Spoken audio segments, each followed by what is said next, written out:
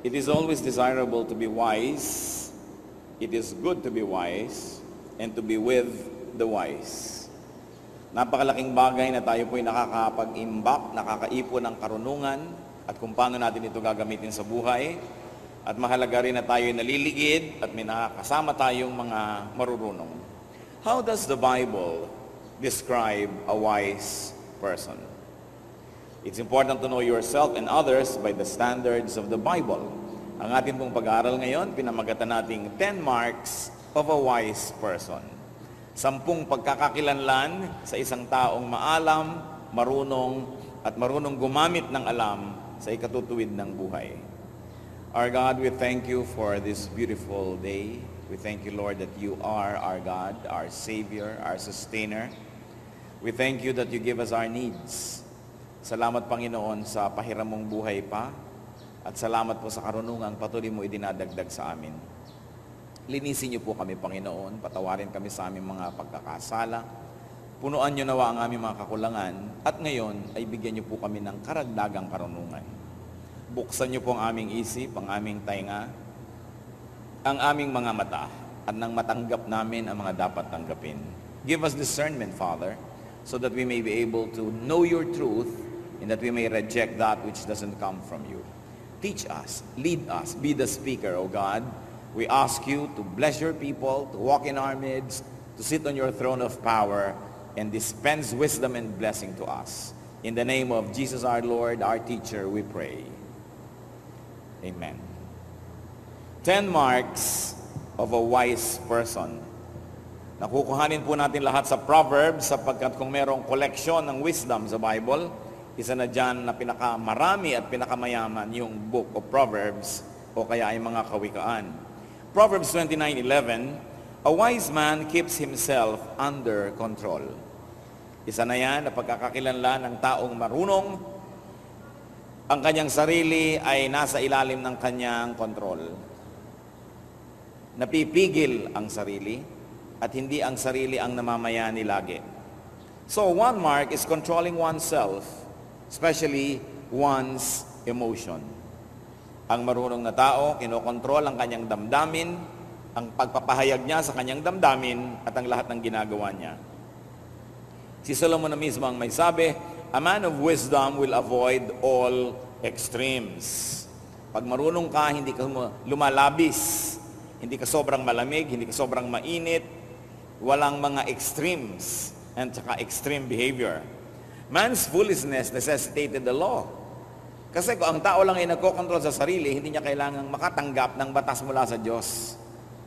Ang mga batas ay isa-isang ibinigay at naging very elaborate, no, ang mga tao ay hindi na makontrol ang sarili nila at kinailangan pa ng panglabas na kapangyarihan para ang batas ay pairalin.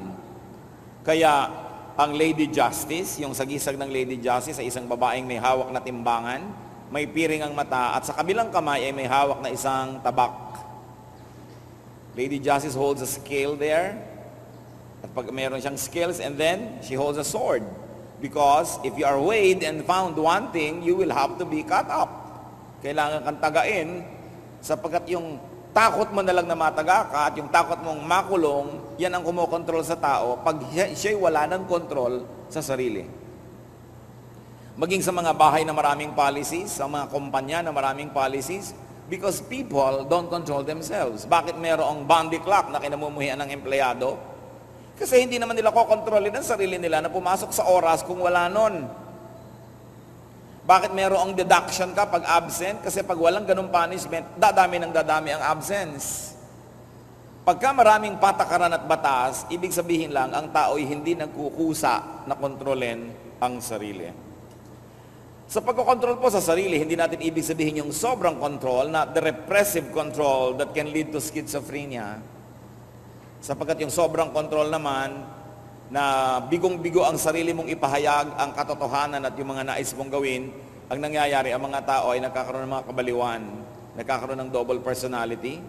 Ang hindi nila maipahayag sa tunay at normal nilang buhay, kailangan silang magkasakit, kailangan silang magkaroon ng abnormal situation para mapagbigyan na ipahayag yung hindi maipahayag. Kaya po sa mga pamilyang sobrang higpit ang mga magulang o ang mga matatanda, sa mga bayan o baryo o lipunan na masyadong maraming bawal, masyadong conservative, masyadong maraming control, diyan maraming nababaliw, diyan maraming sinasabi nilang napoposes, diyan maraming sinasabi nilang nakukulam, at kung ano-ano pa. Hindi po kulam yun at hindi possession. Pag sobrang ang tao'y sinisikil, yung hindi niya maipahayag, ipapahayag ng kanyang katawan sa ibang paraan. Kaya kung minsan nagsasalita na iba ang boses, tumitirik-tirik ang mata, bumubula-bula ang bibig, akala natin agad demonic possession. Most of the time, those are just people who have repressed feelings. Mga hindi ba ipahayag na damdamin. At hindi po ang pagpipigil nun ang pinag-uusapan natin. What do we mean? Control that is enough to keep social order and to keep one's dignity. Pero hindi naman sobrang control na meron ka ng gustong kainin, hindi mo kinakain, meron kang gustong sabihin na hindi naman magkakaroon ng isang napakalaking social disorder pag sinabi mo, o kaya ay social calamity. Hindi po yan ang pinag-uusapan. Pero yung hindi ka na nakakakibo, hindi ka nakakapagbigay ng opinyon, hindi ka na natatanong kahit kailan, sunod ka na lang ng sunod, yan po yung mga nagiging dahilan at nakakapagbigay ng mga uri ng mga psychological illnesses. Kaya sa mga very conservative towns, yan yung marami, ay nakulam si ganon, nahipa ng masamang hangin, etc., etc. Repressed lang yon. Baka mga babaeng gusto magpaligaw, ayaw paligawan ng magulang at mga kuya, nabaliw tuloy. Mga dabdaming di maibulalas at di maipahayag. Isa po sa magaganda nating gift sa ating kapwa ay hayaan sila mag-express. Sapagkat naiipon yan sa loob, yung pressure cooker man kailangang sumingaw. Sapagkat pag hindi nakakasingaw ay sasabog. Akala ng mga sobrang disciplinarian, merong social order at may orderliness sa kanilang tahanan, sa kanilang organisasyon ko ang lahat ay hindi na kumikibo. Pero may panahon din na sasabog yon. So, well-timed expression is good, but a man of wisdom will control himself and his emotion so that he doesn't go to the extreme. Isa po yan na pagkakakilanlan ng taong marunong may control sa sarili. Proverbs 12:16, a prudent man overlooks an insult. Another standard by which wisdom might be gauged. Ang tao daw pong mahusay, marunong, mapag-isip, ay maraming pinapalampas, maging mga ituturing na pag-insulto o paglapastangan sa kanya. So, another mark of wisdom is staying calm when offended. Pagka po tayo ay na-offend, kung minsan ang feeling natin tayo na bastos, nalapastangan, paano tayo sumasagot? How do we react? What are the usual foolish reactions? One is to prove who you are. Kung na-insulto ka, na-offend ka, kaya mo yung tao ng insulto sa iyo, ilalabas mo lahat ang iyong armas at wawasakin mo siya. Lalo't kung mas mataas ang iyong posisyon sa lipunan, o kaya sa kayamanan, o sa kapangyarihan. That's a foolish reaction. Another is to pick a fight. Na-insulto ng konti, mga hamon na ng babag, saksakan, patayan, barilan, ubusan ng lahi. A foolish reaction is to take a bloody and a messy revenge.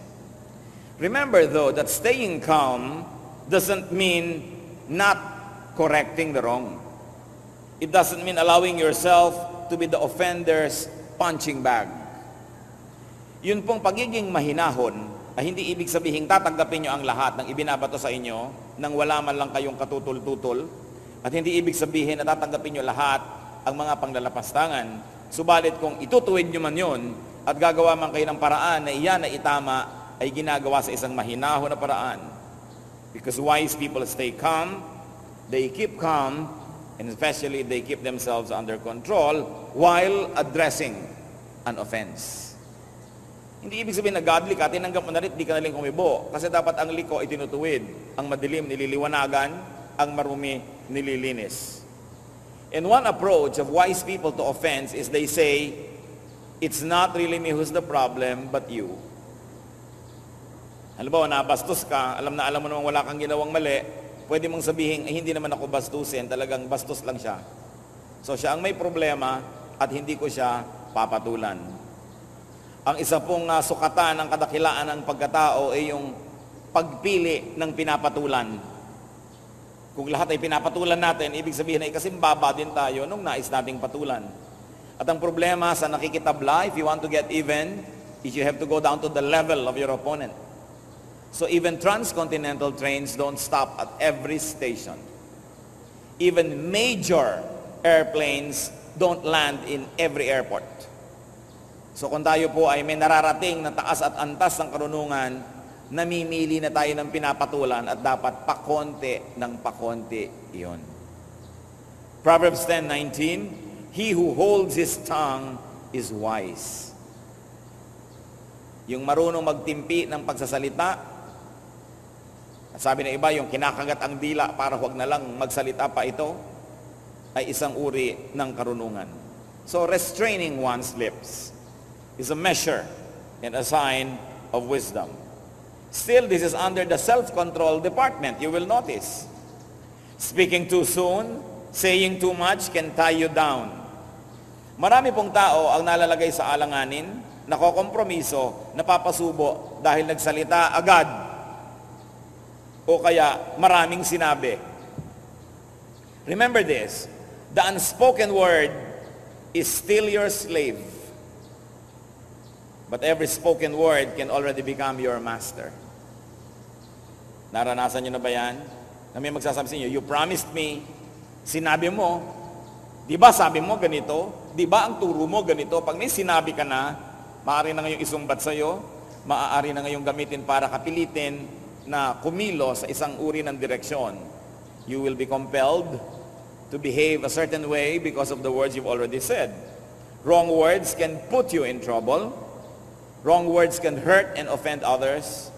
Wrong words can misrepresent you. And remember, unbeautiful words, yung pinsan ng ugly, yung unbeautiful words can trivialize and debase you. Kung minsan may kaganda-gandang babae, talaga namang napakaganda, pwede mo ilagay sa eskaparate o sa dambana. Naku, nung nagsalita na, 5 words pa lang gumuhuna ang lahat-lahat ng kanyang bantayog. Ganon din naman kung minsan yung lalaki may mga itsura. Kaya mahalaga pa, huwag lagi nagsasalita. Yung mga nananahimik, kung minsan napagkakamalang marunong, kaysa lagi kang salita ng inisiwalat mo na pala ang kasalatan ng iyong isip. Speech can give away your emotion, your sentiment, and even your IQ level. So it is better not to always be speaking. Because even a fool is thought to be wise if he employs well-timed silence. It's very important that we think before we speak. Sabi nga nila, speech is silver, silence is gold. If you have no golden nuggets to say anyway. Ang pagpipigil ng bibig ay isang senyales na ang tao ay marunong. Ang mga mangmang napakabilis magbuka ng bibig. Hindi mo pa tinatanong, sumasagot na. Pinipigil mo na, ayaw pang tumigil magsalita. Laging isinisiwalat at ibinibilad ang laman ng kanilang isip na karamihay wala namang kwenta. Kaya mahalaga po, nag-iisip talaga. Maging sa mga mag-asawa lalo na, yung mga binibitawang mga salitang masasakit, mga sumbatan, matagal na lumipas ang panahon, hindi pa yan nalilimot ng marami. At sabi nga, kung tayo po ay mag-aaral at babalikan natin yung ating kahapon, karamihan ng mga sugat na malalalim at hanggang ngayon meron pang kirot, mga sugat na hiniwa ng matatalim na dila.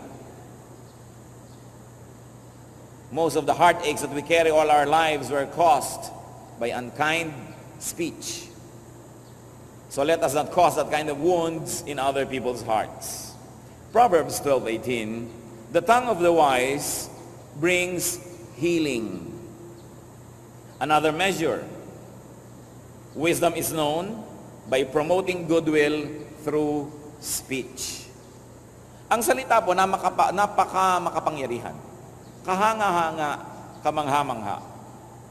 Kung meron po kayo isang nakikitang tao na kasimangot at malayo, hindi nyo kayang makarinig ng tunog ng sasabihin ng kanyang bibig o ng kanyang kausap, na nakasimangot siya at biglang napangiti, may kausap, hindi nyo alam kung anong sinabi, but you know the magic and the power of the words spoken by the other person. Meron naman taong nakangiti, tinitingnan nyo yung muka. Halimbawa, tinitingnan nyo sa binoculars. Tapos biglang nanimangot at nawala sa mood. Alam nyo, may sinabi yung kausap niya na biglang nagpalit ng kanyang buong espiritu. The power of the spoken word. Words can make or break. Words can make you happy or sad. Words can uplift or downgrade people. Words can actually promote peace or prolong and actually escalate a war. So mahalaga yan na tayo po ay good custodians of the gift of speech. And whenever there's a wounded person, make sure that when you speak, your words become balm. They become like honey. They become like herbs, medicine that soothe the wound. Hindi yung may sugat na ang tao pag nagsalita pa tayo para ng asin na ikinaskas natin sa kanyang sugat ang ating salita na dinagdagan pa ng sili at mga durug-durug na blade. And that can happen when people talk. Masama na nga ang loob ng isa nung kinausap po talagang nagpakamatay na. Nagkakagalit na nga yung dalawang tao nung nakialam ka't sumali, nagbarila na talaga sila. Hindi ito ang tamang paggamit ng pananalita. Words can hurt or soothe, can comfort or disturb, can damage or heal. And wise people employ words to heal persons, to heal relationships, to heal situations. Napakasamang sumpa ang isang taong matabil na walang nagiging bunga ang katabilan kundi mag-away-away ang mga nasa paligid niya. Isang napakalaking sumpa ang isang tao na pag sumali sa inyong buhay, napapagulo ang buhay nyo, napapaaway kayo, lumalala ang mga hidwaan dahil siya'y mapanggulo. So titiyakin po natin, una, hindi tayo yon, at pangalawa, iniiwasan natin ang ganong mga tao. Pansinin ninyo mga kapatid, may mga tao na pagka dumating sa inyong mundo, kumbaga kayo parang isang tahimik, no? Na tubig, ay pagka siya ay sumali, para kayong kinaukaw. At nahalukay na ang lahat ng putik sa ilalim at gumulo at naging burak ang inyong magandang pond. Sometimes you seem like a pond without blemish on its face. And then a troublesome person and a troublemaker suddenly throws a stone into the middle of your pond which sends concentric circles to your farthest shores. And sometimes it's not even those concentric circles, kundi nagkagulo-gulo ang buhay nyo. Iwasan nyo ang ganong mga tao. Yung tao na pagka kinausap kayo, mamaya pag alis niya, galit na kayo sa kagalit niya. Inis na kayo sa taong, hindi naman kayo kanina inis. Dapat isip yung, teka, nai-influensya niya ako. So we should promote goodwill through speech. Gawin po natin yung misyon. Araw-araw sasabihin natin, Lord, binigyan niyo po ako ng dila, binigyan niyo ako ng speaking mechanism, lahat ng mga alam ko at hindi alam tungkol sa aking pagsasalita, pati yung lungs, pati yung hangin, kasali dyan, sa paggawa ng mga salita. Isinusuko ko po ang aking bibig at ang buong capacity to speak before your holy presence. Use it as an instrument of peace and not of war. Use it to heal people. Ito po ay isa sa mga pinakamakapangyarihan na sandata na hawak ng tao, ang kanyang dila. At mahalaga araw-araw isinusuko natin sa Diyos at yung kalooban niya ang nasusunod. Sino po ba ang makapangyarihang tao? Abay, halos lahat ng tao, lalo yung nakakapagsalita, ay makapangyarihan. At kahit hindi yung nakakapagsalita physically, yung nakakapagsulat, yung nakakapagsenyas, nakakapag-communicate pa rin, kapangyarihan pa rin yun. Pero yung instant power, alam na alam niya ng merong power of speech. So, that power must never be surrendered to the devil, but instead to the power of the Lord. Let's review our speech, the way we talk, and the causes and the roots, the results of our speaking. Proverbs 14, verse 16. A wise man fears the Lord and shuns evil.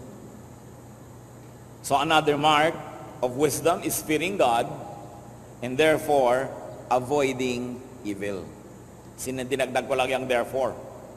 Fearing God and avoiding evil.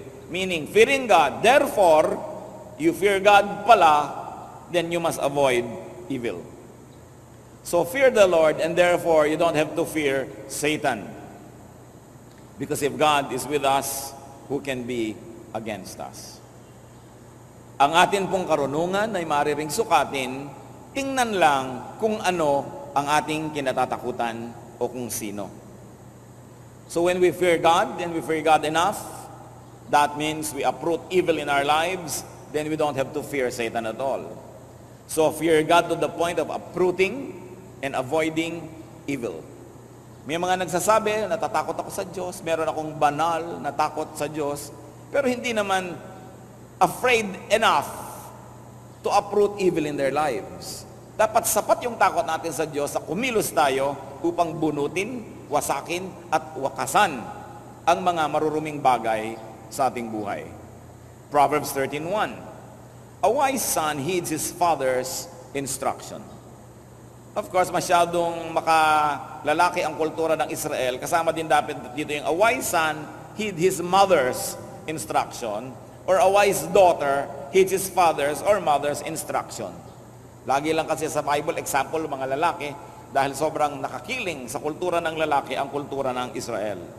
Pero yan ay symbolic of all humanity, and that should be the reading. So another and very important sign of wisdom is accepting parental guidance. Knowing that your parents, very generally speaking, are good to you. That parents are more experienced and well-intentioned. So parents man o superior man or senior, dapat tayong nakikinig. Pag tayo po'y sumusunod sa nakakataas sa atin at mali pala ang nangyari, hindi tayo masisisi dahil sumunod naman tayo. Liban na lang kung life and death yung kamalian na wala na magkakasisihan dahil namatay na kayo sa kamalian na yon. So hindi na pinag-uusapan. Yung mga kamalian lang tulad ng ikaw ay amo, may driver ka. Sinabi mo kay driver, pupunta tayo sa ganon, at bigla mong nasabing, lumiko ka dyan, kumanan, at hindi iniliko ni driver. Ba't mo hindi iniliko? Kasi po, may ibang mas maganda akong alam na daan. Pag nagkamali ka ngayon, ang mapupuntahan mo at isang pagkakamali, lagot ka. Kasi hindi mo siya sinunod. Pero kung sinabi niyang lumiko ka dyan, at lumiko ka nga, at mali pala, sasabihin lang niya, ay, mali pala, balik. Hindi ka mapapagalitan. Sinasabi ko, liban na lang sa mga life and death situation, na bangin pala yung pinapapuntahan sa'yo, siyempre hindi ka dapat sumunod. Pero yung sa maraming mga bagay na hindi naman napapanganib ang iyong kaligtasan o buhay, obey your superior. Because if your superior is wrong, he will not use his power against you. But if you are wrong and you disobey, you can expect the powers of heaven coming crashing down upon you. So dapat kahit mas marunong ka sa tingin mo, doon sa nakakataas sa'yo, marunong kang sumunod. Dahil siya ang may kapangyarihan over you. And very especially children, parents, maliban na lang that they are abnormal, at siguro 0.001% lang yon, parents love you. Parents are only after your welfare. So whether you understand them or not, obey. Unless it is obvious that your obedience will lead to your personal disaster and that there's no doubt that it would lead to that, then you may not. Because then you will submit yourself to higher authority who is God. Meron pong laging nagsasabi, di ba dapat tayo sumusunod sa authority? Di ba we are to obey authority, sabi ng Bible? Ang tanong ko, kung ang inyong head of state ay si Hitler, will you obey? Bakit ang mga komadrona sa Ehipto, ang may authority, yung Pharaoh, sabi ng Pharaoh, pag may mga nanganak kayong kababayan ng mga Hudyo, patayin nyo ang mga lalaking bata. Dahil natatakot ang Pharaoh, dumadami na yung mga lalaking Hebrews. So, hindi sila sinunod ng komadrona? Hindi sumunod sa authority ang komadrona? Dahil mali ang authority, anong ginawa ng Diyos? Pinagpala ang mga komadronang ito. Na siguro mga old maid, dahil ang sabi sa Bible, binigyan ng kani-kanyang asawa at pamilya ng Diyos. Si Rahab, meron siyang sariling bayan, meron siyang sariling hari. At nung pinasok ng mga anak ng Diyos ang kanilang bayan, ang mga espiya, itinago ni Rahab. Mga kalaban ng kanyang bayan, kalaban ng kanyang hari. Pero anong nangyari kay Rahab? Pinagpala siya sa ng Diyos. Sinasabi ko sa inyo, hindi lang kayo kukuha ng isang verse at sasabihin nyo, obey authority, na kahit na isang halimaw ang authority, obey ka pa ng obey. Kahit na peke ang authority, obey ka ng obey. Kailangan tinitingnan mo yung higher truth, yung higher calling of God's reason, because the Bible is full of examples wherein disobedience to authority actually led to blessings. When the authority has no moral mandate, when the authority is not supposed to be there, o nagpapagawa ng mali, you must withdraw your obedience because your obedience must be given to the higher authority, and that is the essence of God's teachings. Pinipili ang authority sinusundan. Huwag nating baluktutin at maliin ang scripture at huwag nating pilipitin ang application para lang sa mga personal na interes ng mga makapangyarihan. Siyempre, ang mga makapangyarihan, laging sinasabi, obey authority, kasi pang blackmail nila yan sa mga taong naniniwala sa Biblia. But don't get only one verse, read the whole Bible. And you will find that true authority comes from God, that true authority is truthful, that true authority is legitimate. Because if those standards are not met, then authority is not genuine and you may not obey. Mahalaga yun na nakikita natin because authority has been misused by so many parties, so many people in the whole history of mankind. E paano kang head of state may si Idi Amin, kinakain ka na niya, obey authority? Pinipili yan. Tinitingnan mo kung merong moral compass at kung merong moral foundation ng authority. Because if it is immoral, you should not in fact obey. Because our authority, who is the real one, is God Himself. And anybody that does not represent the economy of God, the honesty, the truthfulness, and the integrity of God must not be obeyed. So huwag nating payagan na ang relihiyon ay ginagamit na isang political tool para kontrolin ang isang bayan, ang isang lipunan, ang isang uri ng tao, isang lahi.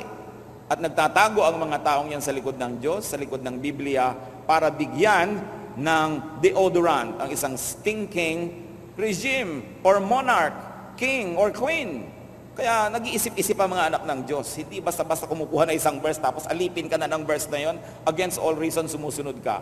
But, going back to the authority of parents,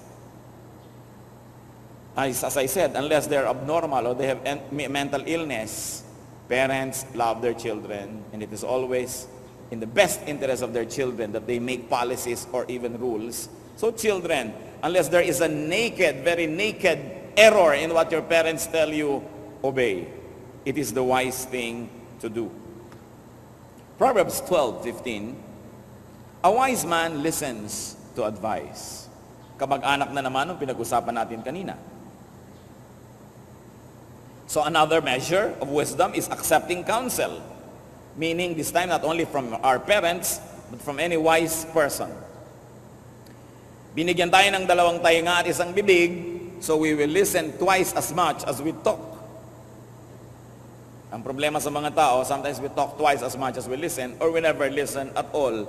Nakakita na ba kayo ng nag-aaway na tao, lalo yung mag-asawang nag-aaway, na parehong nagsisigaw, parehong nagsasalita, walang nakikinig? So ang ending niyan, balibagan ng aparador, hagisan ng plancha, ng electric fan, kung anong mahawakan, kotse, ihabalibag sa asawa kasi walang nakikinig. Mahalaga, we accept counsel. But remember this, listening to counsel doesn't mean obeying all the time. Hindi ko mo nakinig ka sa payo, obligado ka nang sumunod sa payo na yon. Ang mahalaga lang, give it a chance to be heard. Proverbs 1:5, the wise listen and add to their learning. Anong mawawala, kapatid, kung ikaw'y mananahimik at makikinig? Una, kung may punto ang kausap mo, di nakuha mo. At kung talagang mali siya, lalo mong napatunayang mali siya dahil narinig ng tenga mo ang mga kamalian niya. So mahalaga yan na ang tao nakikinig. And accepting counsel is a twin brother of self-control and tongue control. Because you have to control yourself, especially your tongue, to be able to listen and accept counsel. Accepting counsel doesn't mean obeying it. You just accepted it so you can process it. Sa pag-uusap po, kung may isang nagsalita at may isang nakinig, pag uwi nila pareho, sa palagay nyo, sinong panalo? Siyempre yung nakinig. Kasi, Yung nagsalita, nabisto ang kanyang IQ level, nabisto niyo ang kanyang stand, yung kanyang sentiment, wala na siya ngayong maipagmalaki. At yung nagsalita, walang natutunan. Pero yung nanahimik at nakinig, dumami ang alam, dumami ang choices, at kung meron kayong digmaan, hindi mo pa rin naarok, hindi mo pa rin nasukat, hindi mo pa rin alam kung anong laman ng isip niya, huhula-hula ka ngayon, hindi mo siya ngayon kayang basta-basta na lamang paikutin dahil hindi mo alam kung anong iniisip niya. Kaya mga tao po na hindi marurunong, agad-agad na ipinaalam kung anong iniisip nila, alam na ng kalaban kung nasan ka. Kaya mabuti hindi salita ng salita. Proverbs 10:14 gives us insight into another standard of wisdom, and that is, wise men store up knowledge. Collecting knowledge is an important aspect of wisdom. Wise people collect knowledge. Naalala ko po tuloy ang mga kababaihan sa Malolos. Noong 1888, maraming mga kababaihan sa Malolos, mga Bulakenya, ang minabuti nilang mag-aral ng wikang Kastila.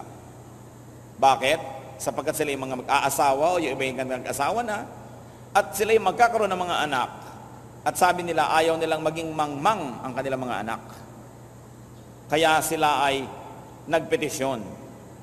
Hindi sila pinayagan ng kura paroko ng Malolos na mag-aral, magbukas ng akademya at mag-aral ng wikang Kastila. Bakit nila gusto mag-aral ng wikang Kastila? Sapagkat halos ang lahat ng libro na pumapasok sa Pilipinas ay nasa wikang Kastila.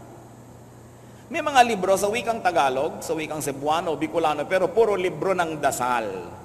Puro libro ng mga buhay ng mga poon, ng mga santo at santa, na walang itinuro sa mga tao, kundi sugatan ang sarili, magpakasakit, magtiis, at hintayin ang kabilang buhay para sa iyong mga gantimpala. Siyempre, gustong-gusto yun ang relihiyon, para ang tao'y tiis na lang ng tiis, dusa ng dusa, donate ng donate, at iniintay premyo sa kabilang buhay. It is a way to control people. So yung mga kababaihan sa Malolos, gusto nilang lumawak ang kanilang alam, labas at lampas sa pader ng kumbento at ng simbahan na walang itinuro sa kanila kundi magtiis at magmano sa mga praile. So gusto nilang mag-aral ng wikang Kastila. Siyempre, ipinagkait, hindi sila pinayagan. Ang Gobernador General, si Valeriano Weyler, ay dumalaw sa Malolos. Sinamantala ito ng mga kababaihan, sumulat sila sa Gobernador General, at sila ay nagkaroon ng audience with him, at sila po'y pinayagan. Nagbukas ang eskwelahan noong February 20, 1889. At itong school na ito ay naging simbolo ng pagkauhaw ng mga Pilipina sa karunungan. Nabalitaan ito ni Jose Rizal na noong panahon na yon ay nasa Europa, at sumulat siya sa mga kababaihan na ito. Sabi niya, ang kamangmangay kaalipinan, sapagkat kung ano ang isip ay gayon din ang tao. Ang taong walang sariling isip ay taong walang pagkatao. Ang bulag na tagasunod sa isip ng iba ay parang hayop na susunod-sunod sa tali. Kaya sabi niya, kinikilala ko kayo at pinagpupugayan ko ang inyong pagkauhaw sa karunungan. Sabi niya, marapat lang na ang kababaihan ng ating bansa ay maging marurunong, sapagkat ang ating susunod na saling lahi ay lumalaki sa kandungan ng mga ina. At ang mga inang mangmang ay walang palalakihin, kundi mga alipin lamang. Ang mga mangmang na mga magulang, walang ituturo kundi kamangmangan din. Sabi, wala kayong gagawin kundi ang next generation, magiging mga alipin lamang. Kaya mabuti ang naghahangad ng karunungan.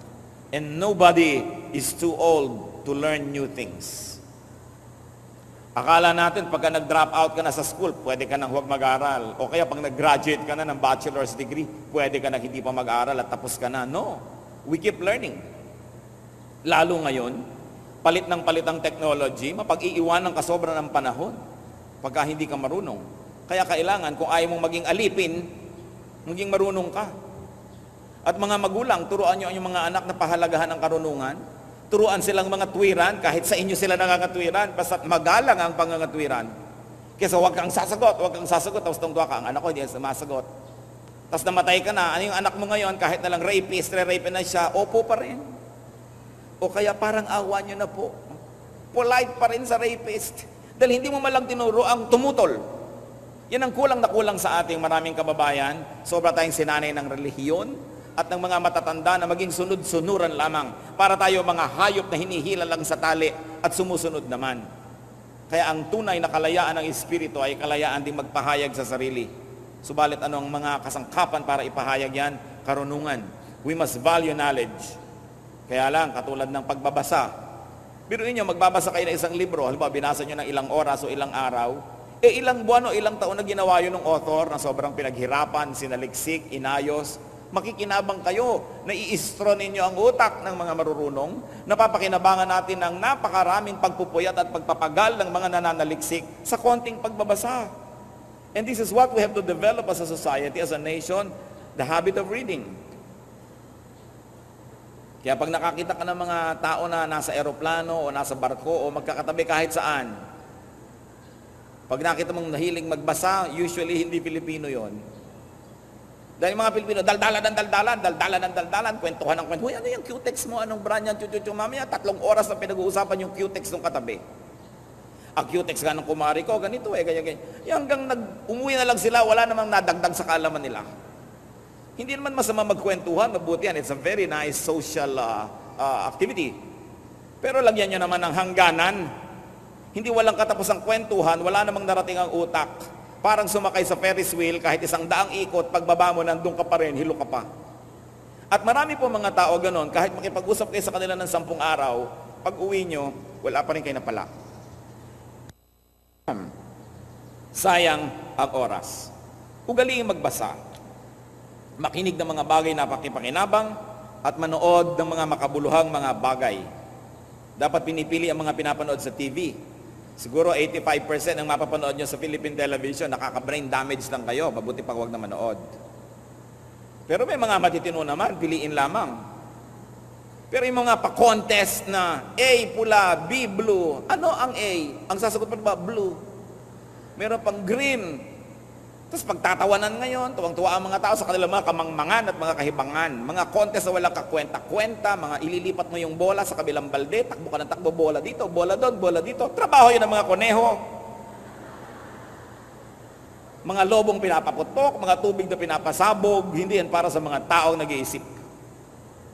Kaya napakalaki ng pananagutan ng multimedia sa kamangmangan ng bayan na ito.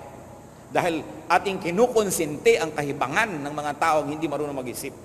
Sa halip na akayin ng marurunong ang mga mangmang, kinukonsinti at pinagsasamantalahan ng marurunong ang kamangmangan ng mga tao sapagkat yun ang napagkakaperahan nila.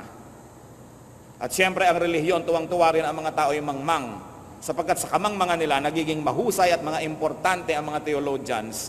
Ang mga theologians lamang at ang mga mangangaralang nakakabatid ng mga kaalaman tungkol sa Diyos. Kaya gustong-gusto ng mga yan, mangmang ang mga tao. At mas mahirap sila, mas mabuti. Dahil pag mahirap ang mga tao, mas mangmang at mas madaling akaying parang mga hayop na may tali. Kaya ayaw na ayaw ng relihiyon, ng population control, ng mga pag-aaral tungkol sa mga bagay na magpapayaman sa tao at magpapaunlad ng buhay, sapagkat ang isang bayang nakalugmok sa kamangmangan ay madaling alipinin. That's why we must also look at the oppressive works of religion even in our country. Na ayaw ng mga pag-uusap, ayaw ng mga marurunong na mga pagpapalitan ng kuro-kuro, at kung masusunod ang simbahan maging sa panahon na ito, maraming ipagbabawal na babasahin o papanonoorin, hindi binibigyan ng karapatan ng taong mag-isip at pumili kung ano ang kanyang iisipin. Gusto nilang lagyan ng piring ang mata ng buong bayan upang maakay nila bilang isang bulag at hindi sila maubusan ng mga alipin. Yan ang ginagawa ng maraming relihiyon. Tungkulin ng isang taong naghahanap sa Diyos ang maghanap ng liwanag at katotohanan, sapagkat ang Diyos ay liwanag at katotohanan, at ang katotohanan ay nagpapalaya. It is our highest objective that people are set free to become the fullest persons that God meant them to be, and not just to lead them on like blind people or like animals. It is important that we have an open mind, and it is your duty and privilege to continue to collect knowledge. Umiwas at mag-aksaya ng panahon sa mga walang kabuluhang mga usapan, mga walang kabuluhang mga palabas. mga pinag-uusapan na tao, chismis, buhay ng may buhay, na wala namang ikabubuti, nasusuong pa kayo sa gulo. Proverbs 11:30, he who wins soul is wise. Hindi evangelism to, ha? Hindi soul winning to. Wala pa noon ng Proverbs 11:30 times. But what does it mean to win soul? A soul is the center, the core of a person's being, so it means nothing but winning hearts and minds. Ang marunong na tao, sinisikap niya na kanyang makuha ang loob ng kanyang kapwa. Hindi lang para gamitin ang kapwang ito, sapagkat ito ang pinakamabuti, magkahulugan ng loob. Ang mga nilalang, magkapalagayang loob, at ang sa ganon, magkaisang loob para may magawang mabuti. When you speak, when you act, you either win friends or make enemies. You either endear or alienate yourself to others. And you either win admiration or contempt. You either open or close people's hearts to you. So review your soul winning. Kumusta po pagka kayo ba ay nakikisalamuha, nakikitungo sa mga tao? Ang ending ba nakakaaway nyo sila o nagiging kaibigan? Ang ending ba'y napalapit kayo sa kanya o lalong napalayo? Meron kasi mga tao sa talim ng dila at sa bagsik ng mga pananalita, tuwing na lamang may nakakasalamuha, ang nagiging wakas, ayaw sa kanila. Kaya dapat i-review natin dito, am I winning souls? Sabi kasi, he who wins souls is wise. Why? Because a person who doesn't like you can use all of his energy against you. But a person who likes you can use his energy to help you. And don't you like that? Life is a matter of helping, of receiving help and giving it. Walang taong nagkaroon ng malaking tagumpay na solo lang niya itong nakamtan. Lagi natin kailangan ng tulong ng iba para merong nangyari sa buhay natin. At ito isang katotohanan, ang tinutulungan natin ay yung taong gusto natin. So hindi ba naman napakabuting hangarin na magustuhan ka ng iyong kapwa?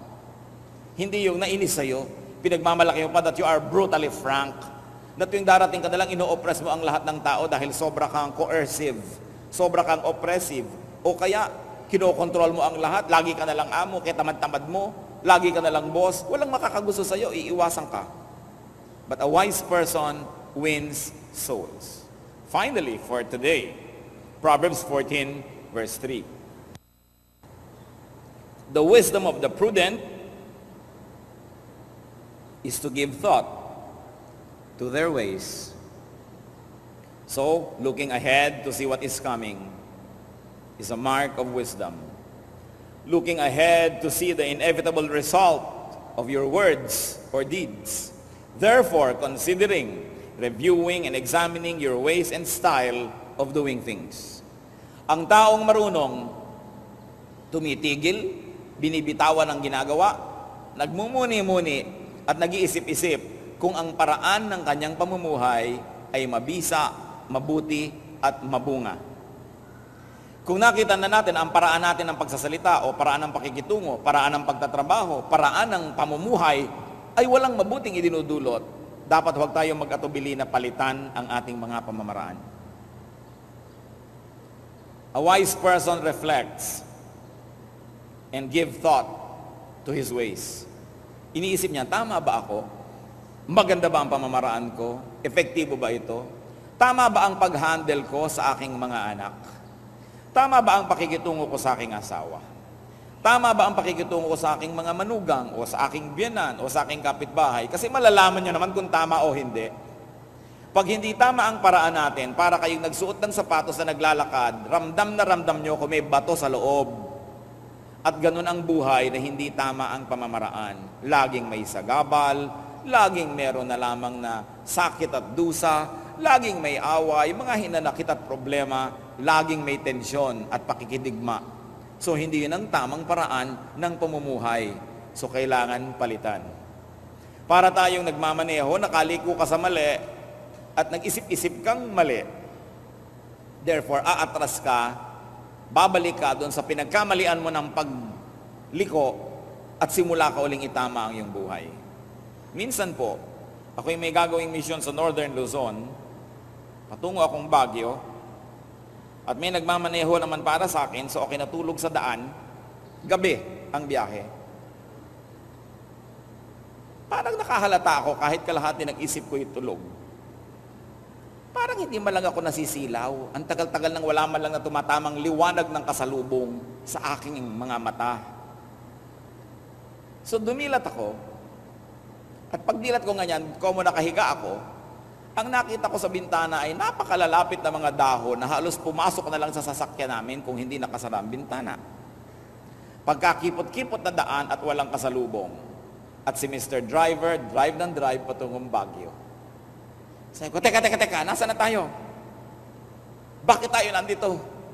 Patungo tayong Baguio. Wala man lang tayo nakakasalubong, patungo tayong Baguio. Ang kipot-kipot ng daan na ito, patungo na tayo sa tubuhan. Hindi man lang nakakahalata si driver na wala na siya kasalubong, walang nag-overtake, wala na mga tao, pakipot ang daan, patungo pa rin siya sa Baguio. Alam niyo po, nakakatawa man, maraming tao ganun ang buhay. Hindi na nakahalata na mali ang style nila.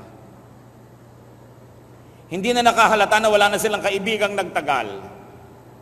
Hindi na nakahalata na wala nang natuwa sa kanila, na wala na silang trabahong pinagtagalan, na wala na silang ginawang nagtagumpay. Hindi na nakahalata na dapat silang tumigil, mag-isip-isip at umatras because somewhere along the way, they made a wrong turn. It is important to give thought to your ways. We must be result-oriented.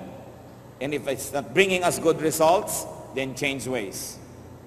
So be wise. It is important to be wise. Proverbs 8:33, listen to instruction and be wise. And be with the wise. Proverbs 13:20, he who walks with the wise grows wise.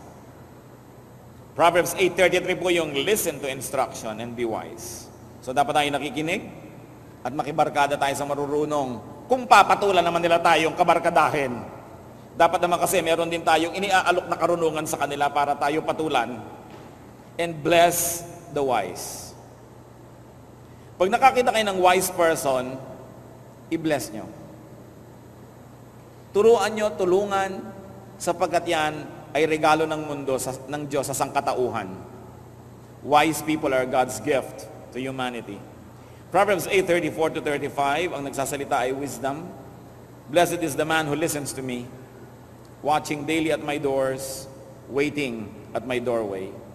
For whoever finds me finds life and receives favor from the Lord.